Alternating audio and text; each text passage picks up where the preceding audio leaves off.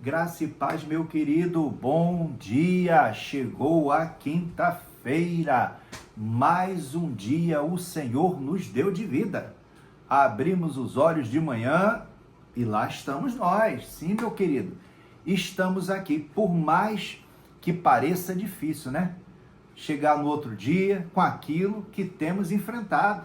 Só Deus sabe, né, meu amado, minha amada, o que você enfrenta no seu dia a dia, às vezes no trabalho, às vezes no ambiente de casa, um ambiente que a gente tinha que ter paz, que tinha que haver ali entendimento, tinha que haver proximidade entre os membros e muitas vezes a realidade é bem diferente, né? Mas a nossa esperança não vem do esposo, não vem da esposa, não vem da filha, não vem da boneca reborn. Ontem eu fiz um vídeo temático tratando do assunto. Se puder, depois dá uma olhadinha lá na nossa lista, veja que tem algumas coisas ali interessantes para nós refletirmos, tá, meu querido?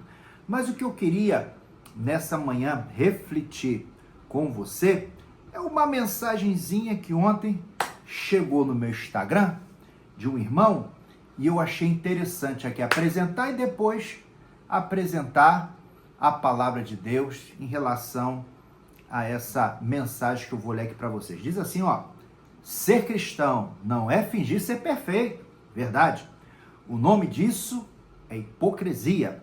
Ser cristão é admitir que é falho e buscar a santidade no único perfeito que é Deus. Meu amado, o entendimento do que foi lido aqui é muito importante no nosso trato com o nosso próximo. Um dos grandes problemas para o cristianismo aí, de algumas décadas atrás, era por causa do rigor doutrinário e muitas vezes dogmático.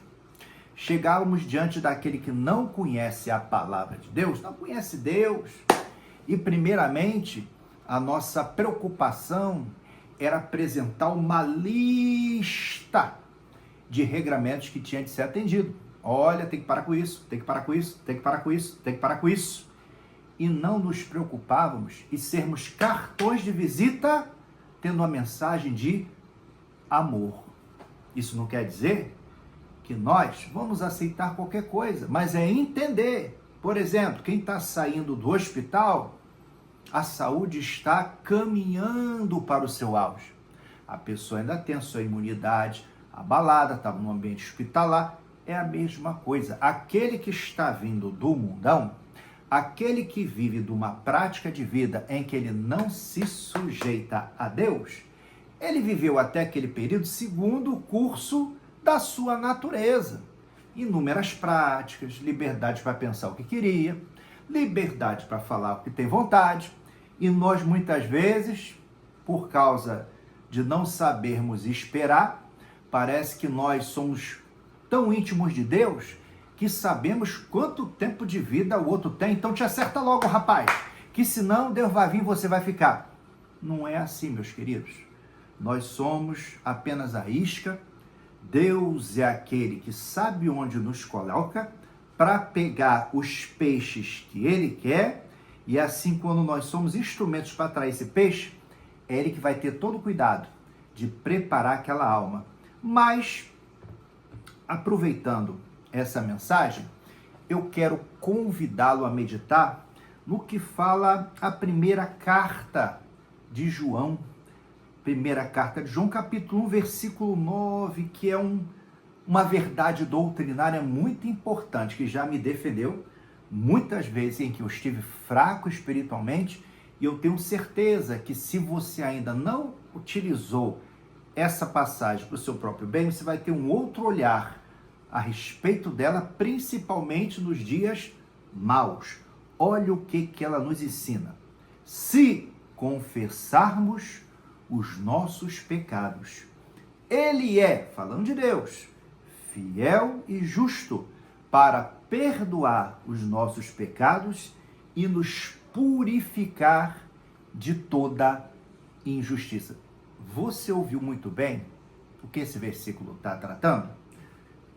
3 palavras, ele usou 3 sinônimos para erro moral, erro espiritual, iniquidade. Então ele já parte do princípio que você e que eu erramos, que nós pecamos, que por mais que nós nos esforcemos, é natural da inclinação humana aquilo que esse mundo nos oferece, meu amado. Por isso que a Bíblia nos fala que para o céu a porta é estreita, fala que largo, espaçosa é o caminho que conduz à perdição.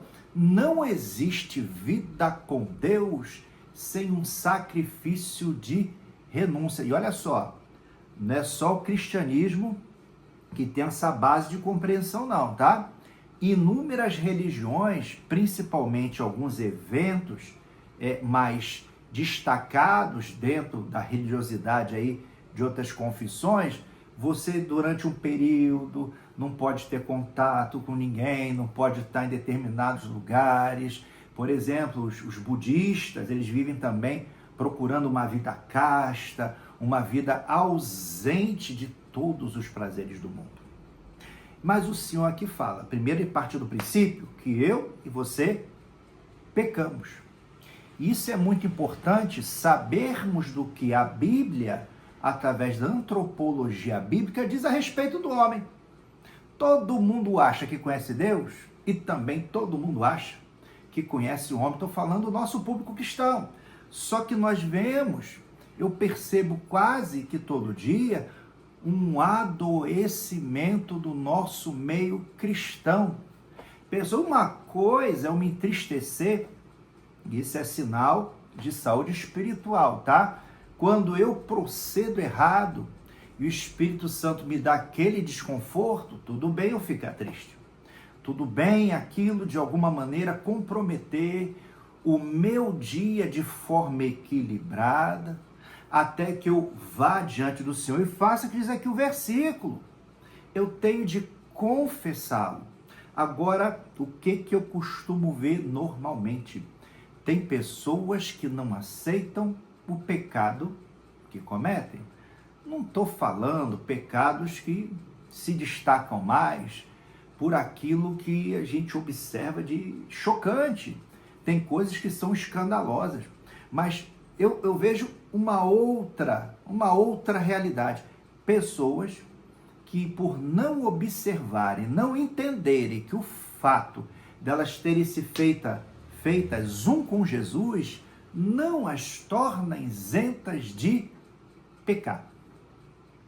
Temos de saber que quando pecarmos, temos um advogado junto ao Pai, Jesus Cristo, o Senhor. Então nós temos que ter uma postura diferenciada. Independente do pecado praticado, aqui está a receitinha, aqui está a doutrina a respeito do pecado, como o crente agirá. Eu tenho que confessar, eu reconheço-o e confesso sozinho? Não, o mesmo Espírito que nos traz o desconforto daquilo que praticamos, ele nos mostra exatamente o que temos que relatar para Deus.